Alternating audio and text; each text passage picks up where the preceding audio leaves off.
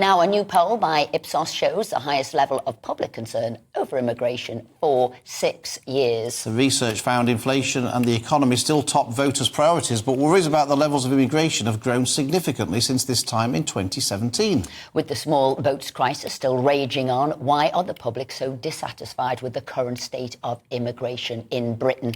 Well, joining us now is businessman and former Brexit Party MEP Ben Habib.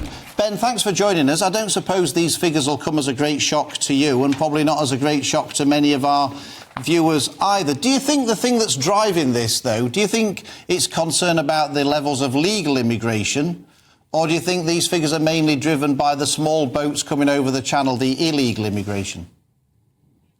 Well, I'm really glad you asked that question, because people tend to focus on the illegal immigration. But, you know, we've had unbridled legal immigration.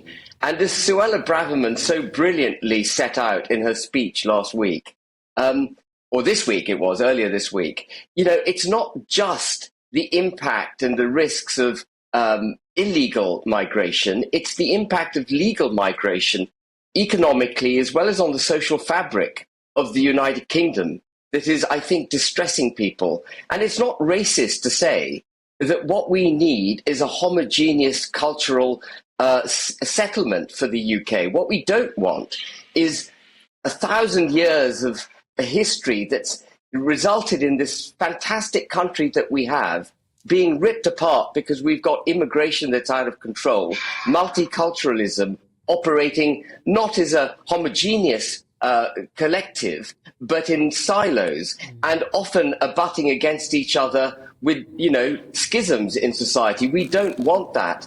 What we need, as she rightly indicated in her speech, is immigration to be materially slowed down, both for the economic organism that is the UK, but also for the social fabric of our country, both of which are under great strain as a result of this immigration. The poll, though, is not just one-way traffic, as some people might think. You know, in this poll, people want more immigration of nurses, more doctors coming from abroad. They want more immigration of care workers, more fruit pickers coming from abroad, more lorry drivers and more construction workers. So, actually, the people who are not happy about immigration are not all in favour of clamping down on it. Some of them are not happy with the government's policy because they think it's too severe and the rhetoric is too hostile. That's feeding some of this concern about immigration, isn't it?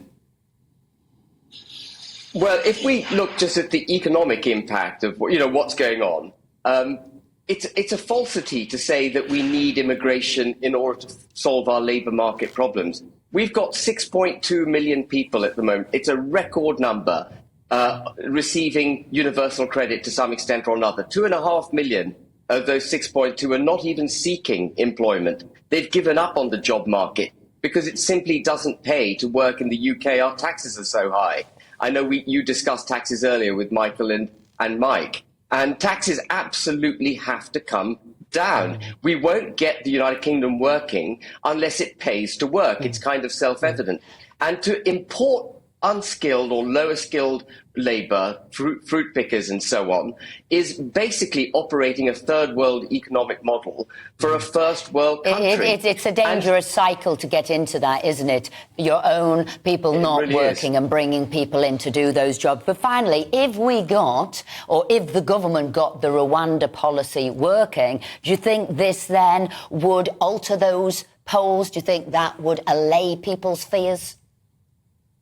Well, I sadly, I don't think it will. Even if Rwanda works at full tilt, as it were, the maximum number of people, I believe, that can go to Rwanda in the order of about 4,000. You know, that's a drop in the ocean compared to the number of people coming, literally. Forgive me, a drop in the ocean compared to people coming across the channel illegally.